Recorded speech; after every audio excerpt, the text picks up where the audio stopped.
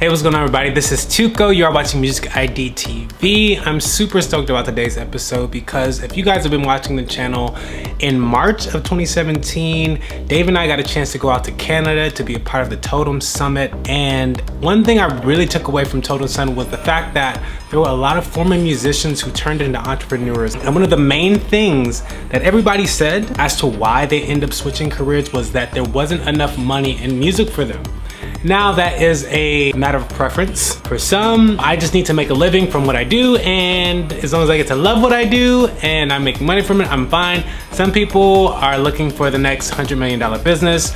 It's all a matter of preference. So one of the things I really made part of my mission with MUSIKID TV, especially coming back from Canada, was to talk more about money and music. So in today's episode, we're going to be talking about 9 ways musicians make money.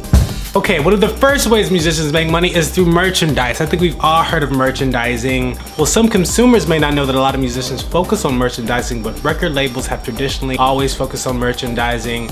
A lot of artists have, especially with touring. You tour, you have a show, people come to your table, you have t-shirts. If you guys have ever been to a concert, you have seen the merchandise.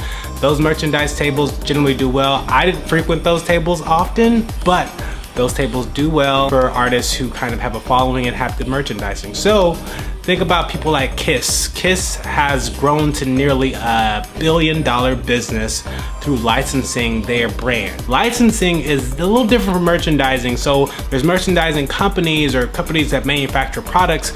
Kiss will license their name and their likeness to a company to make a lunchbox or a casino or something of that nature. So licensing and merchandising is a great way for you to make money from your music if you build a brand strong enough, or if you're just really savvy with merch. I mean, it could be clothing, it could be LPs or vinyl. A lot of different merchandising options. Socks, cool things. Think about cool things to insert yourself in people's lives. Also, actually, Simmons wrote a book called Me Inc., which I'm going to be reviewing on a later episode. I want to definitely listen to the audiobook, and I'm going to give you guys a review and say if it's something you should really look into. He's talking about breaking you down into a business, which is something we live by here at MUSIKID TV. Another way that musicians make money is through sync licensing. Now, sync licensing has still garnered a lot of money for musicians.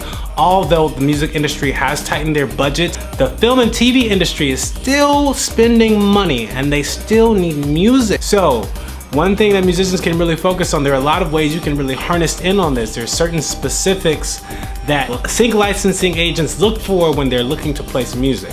One of the things they really do like, and this is all really good for up and coming musicians, is the fact that they do prefer musicians not to be signed to a major label, because there's a lot less paperwork and a lot less of a headache for them to get that song cleared, for them to just move forward with the project. So I've sat in on a couple of meetings with some big sync licensing companies, and this is something they do look for. They look for you to be independent if you can be. And one thing they did say, they're always trying to replace songs with high energy, so that's something you can think about too. From sync licensing, you can make upwards, it depends on the project. You can start off with maybe like $500. Depends on the project and the budget. That's really, really low. Some of y'all looking at me like, what the hell? $500? Yeah, it might be independent. They might want to use your music for something, but you can start off there. But sync licensing can go upwards of $10,000 to $100K to $250K, depending on how big the song is, how big the budget is for the film or the television project or the commercial. So there's a lot of money that can be made in sync licensing. And also, one thing about sync licensing is you don't have to have a name to sync your music or to try and license your music to sync licensing or music supervisors, actually. So you don't need a name, you just need music that works for what they're trying to do, and you need to build those relationships. So if you're that type of artist, maybe you need to look more into sync licensing.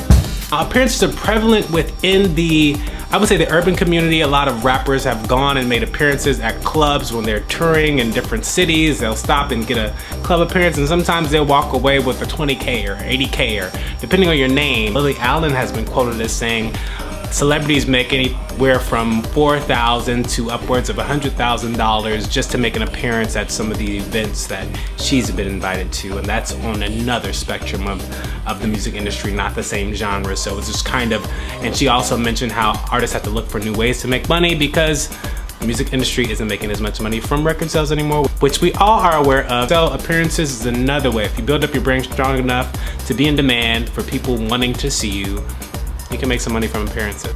Touring is also another way to make money. If you are a new act trying to get a paid show, there's a lot of different ways to go about this. There's actually a channel on YouTube called Phase 6, which is hosted by Sir Love, who's doing an awesome job of covering ways you can go about getting a paid gig for a show. So I would recommend you guys to go check out his channel as well if you guys are looking for how to get a paid gig. But touring is a way for you to make money from your music. So think about Live Nation. Think about when Madonna has had the biggest tour of the year, or when Prince, rest in purple, had the biggest tour revenues of the year. So just think about how much people are still willing to pay for an experience, attending festivals like no other. So there's still money in touring and the experience of music.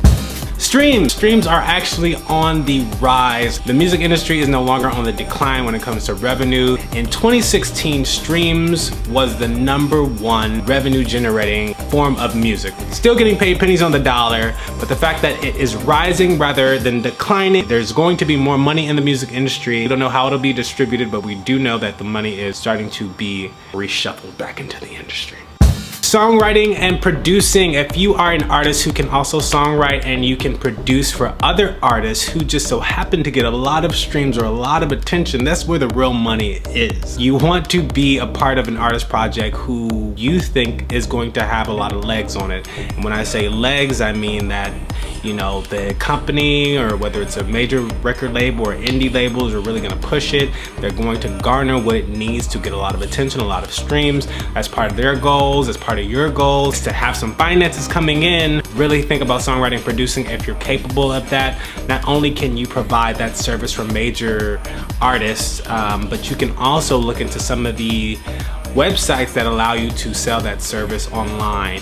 Brand sponsorships and influencer deals. Now, there are some brands who are willing to work with influencers who have maybe like 10K followers or something like that on Instagram. You have to seek out for those. I'm also gonna look into some platforms that might help connect brands with influencers or micro influencer deals. That's a cool thing. If you get upwards of 100K followers on Instagram, you can sign up for platforms like InstaBrand, which connects influencers with brands, and brands can find you on there if you do have a large following. So that's something to consider.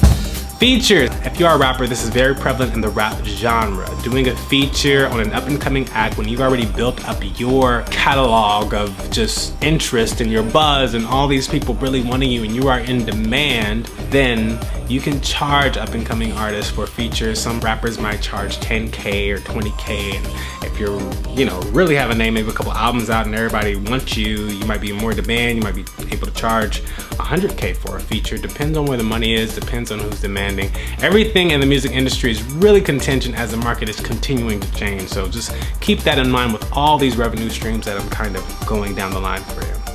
I would definitely encourage those of you who maybe don't have a strong following to really focus your business model more so on maybe sync licensing, songwriting and producing, merchandise. If you really have an eye and you're keen to do some merchandise, you can kind of build your brand in that way. What do you feel is the most lucrative revenue stream for recording artists nowadays? Please leave your opinion in the comment section below, and also let us know if any of these revenue streams have been working for you and if you would recommend them to anyone else. If you found this video helpful whatsoever, be sure to share with your friends, like and subscribe.